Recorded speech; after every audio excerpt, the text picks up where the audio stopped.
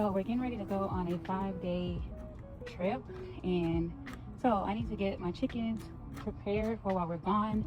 I typically leave this door closed, but I'm going to leave it ajar just so nobody has to come in and nobody has to come to open and close the door every day because it's very tedious, right? So I'm gonna come in here just for prep work. I'm gonna clean out all of this, give them new bedding, well, at least most of this, and give them new bedding because as you can see, it's a lot of poop on here. And we did the deep litter method, and because we're gonna be gone 5 days, I don't want this to start the smell to permeate and irritate my neighbors. Plus I don't want it to the smell to invite other critters to come. So first goal is to clean out all of this, right? And then we're going to take that water bucket and fill it back up because the younger chickens actually use that water bucket. We'll fill this one back up with water because the older chickens use that one for water. And then we will refill their food container because as you can see, it's empty.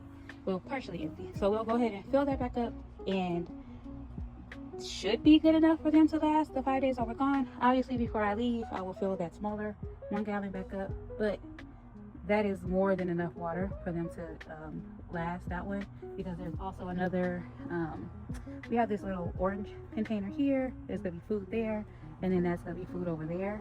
So all I have to really do is see if I can get somebody to possibly come and fill that water bucket up. If not, I feel like the chickens will be fine because there's spouts all around the water bucket, see?